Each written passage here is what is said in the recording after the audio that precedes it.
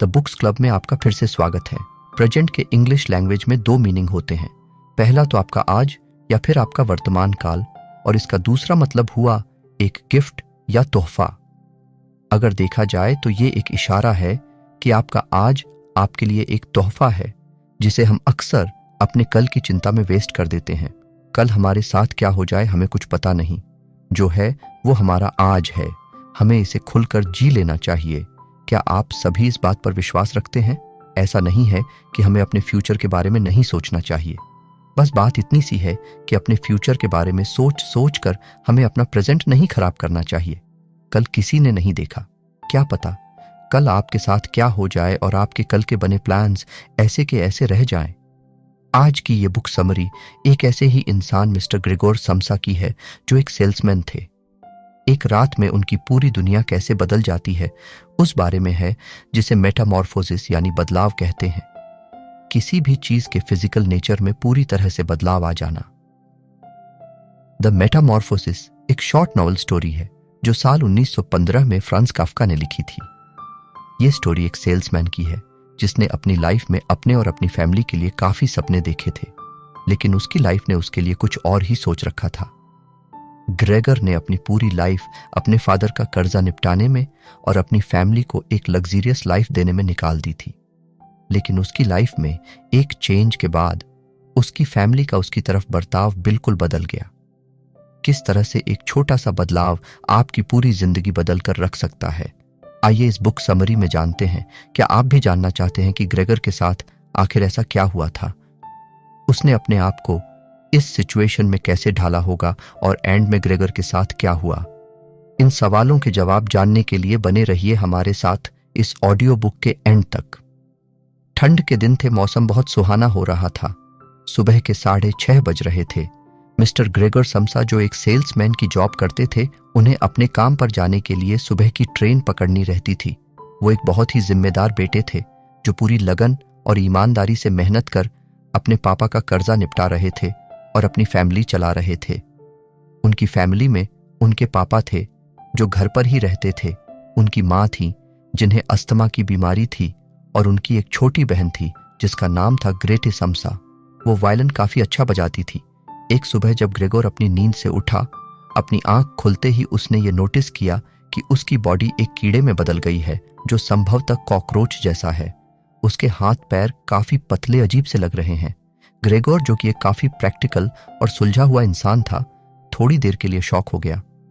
उसने अपने चारों ओर नजर डाली तो सब कुछ नॉर्मल था। उसके सामने रखी टेबल पर कुछ कपड़ों के सैंपल पीस बिखरे पड़े थे। दीवार पर हैट लगाए हुए एक लेडी की फोटो वैसे ही फ्रेम पर लगी हुई थी जैसे उसने लगाई थी। फिर उसने अपने कमरे की खिड़की के बाहर नजर डाली।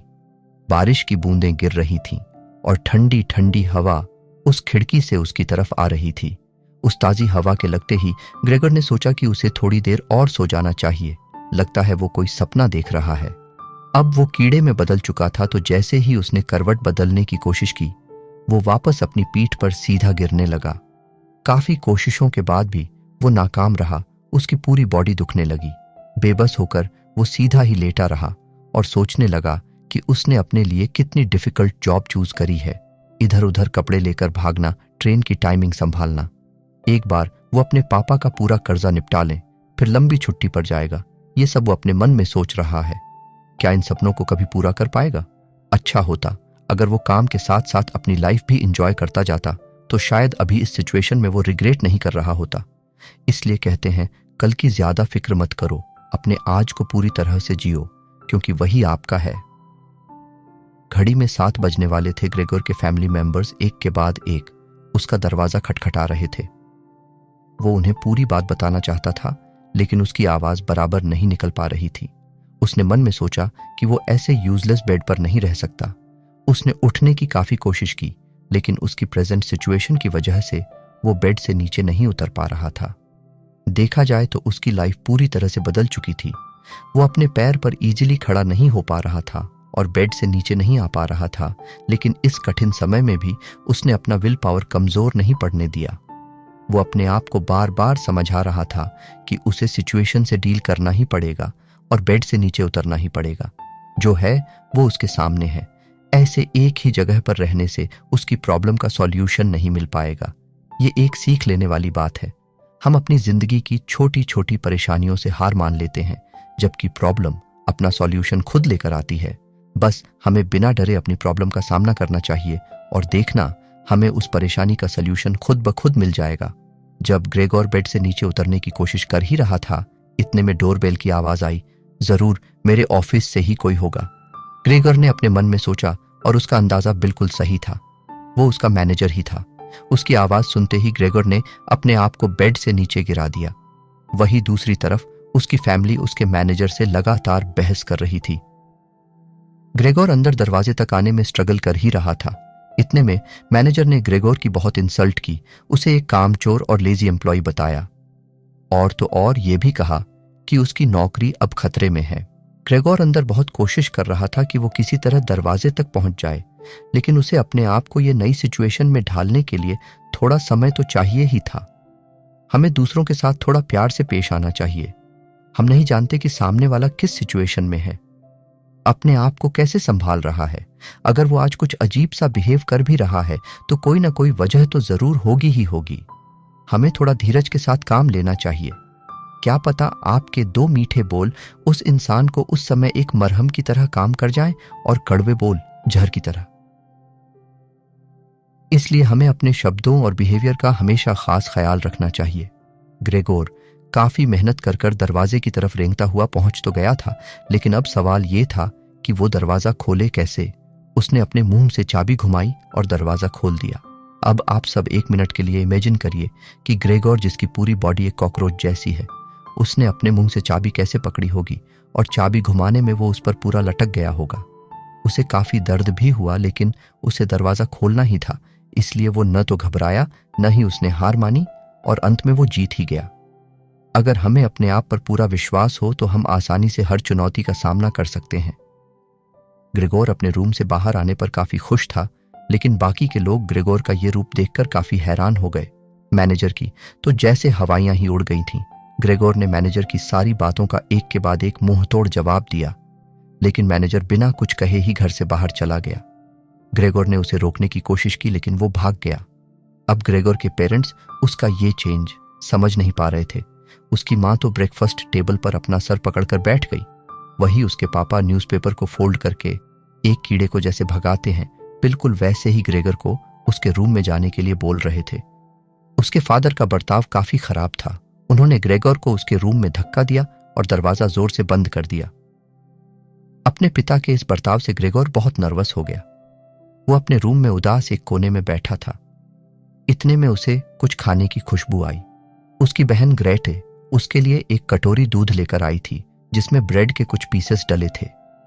ग्रेगोर खाना देखकर खुश तो हुआ, लेकिन उसे खाया नहीं, क्योंकि जैसे ही उसने दूध पीना चाहा तो उसे कुछ खास पसंद नहीं आया और वो भूखा ही सो गया। अब रात भर वो अपनी इस नई कंडीशन के बारे में सोचता रहा, इसे कैसे डील करना है। अब उसके फैमिली मेंबर्स को जो परेशानियां आएंगी, उसके बारे में सिर्फ उसकी बहन ही थी जो इस मोमेंट में उसकी थोड़ी परवाह कर रही थी। सुबह होते ही उसकी बहन फिर एक बार ग्रेगोर के पास आई।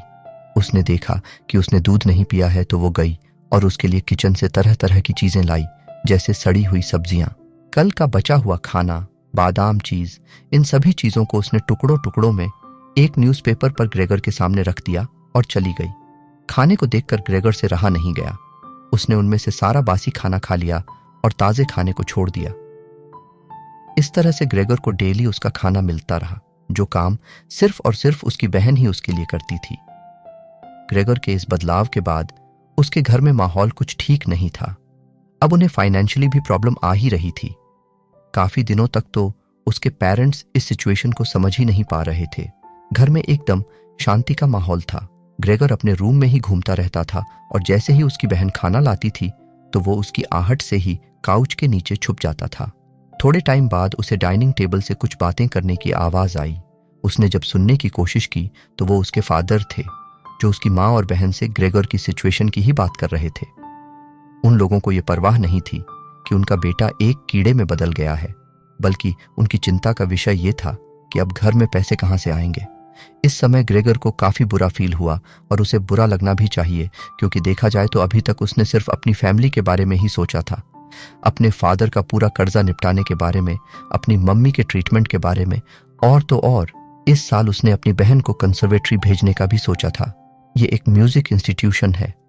उसकी बहन जो कि वायलिन काफी अच्छा बजाती थी, इसलिए उसे ये सारी बातें याद आ रही थीं।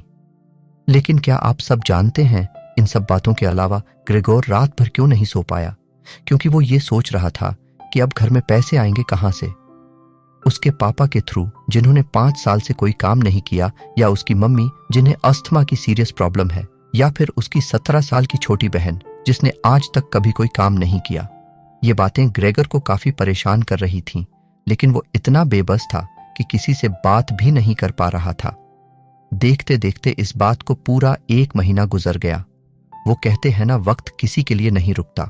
ग्रेगर और उसकी फैमिली दोनों ही उसकी इस हालत को अपना चुके थे। जहां पहले उसके पेरेंट्स उसे देखने तक नहीं आते थे, वही अब वो जब तक उसकी बहन उसका रूम साफ करती थी, उसे खाना देती थी, तब तक बाहर खड़े उसे देखते थे। ग्रेगर भी अपने आप को इस कंडीशन में ढाल चुका था। वो अपने कमरे में इधर उधर घूमता रहता था, ऊपर चढ़ता था, नीचे उतरता था। ये देखकर उसकी बहन ने उसके कमरे में से सारी चीज हटा ली थी। सिर्फ काउच जिसके नीचे ग्रेगर छुप जाता था, वो रहने दिया ताकि उसे घूमने में आसानी हो जाए। जब ग्रेटे और उसकी मदर ग्रेगोर का कमरा साफ कर रहे थे, उस समय ग्रेगोर अपने आप को काउच के नीचे छुपाकर बैठा था ताकि उसकी मम्मी उसे देखकर डर न जाए। लेकिन जैसे ही ग्रेगोर ने देखा कि उसकी बहन और मम्मी एक के बाद एक उसकी सारी फेवरेट चीजों को कमरे से बाहर ले जा रहे हैं, तो उसने दीवार पर लगी एक लेडी की फोटो बचाने के लिए उस पर जाकर बैठ गया। जब हम एक जगह पर बहुत सालों तक रहते हैं तो वहां की चीजों से भी हमें प्यार हो जाता है ना? वैसा ही सेम ग्रेगर के साथ हुआ। उसे अपने कमरे की हर एक चीज से प्यार हो गया था। लेकिन अब ये बात तो वो अपनी बहन को समझाए कैसे? तो वो चुपचाप होकर तमाशा देख रहा था। लेकिन जो चीज वो बचा सकता था उसने उसे बचाया, उससे वो पीछे नहीं हटा। लेकिन बेचारे की किस्मत, वो जैसे ही फोटो के ऊपर जाकर बैठा, उसकी माँ ने उसे देख लिया और ग्रेगर को इतने करीब से ऐसी हालत में देखकर वो बेहोश हो गई। ग्रेटे घबरा गई और उन्हें हॉल में ले गई। जब ग्रेगर के पापा, जो अब एक बैंक में काम करने लगे थे, वो घर आए और उसकी माँ की ये हालत देखी तो वो गुस्से से लाल पीले हो गए और ग्रेगर पर एक के बाद एक एप्पल फेंकने लगे ताकि वो जान से मर जाए, जबकि ग्रेगर की कोई गलती ही नहीं थी। वो सिर्फ अपनी चिढ़ में उस पर गुस्सा निकाल रहे थे।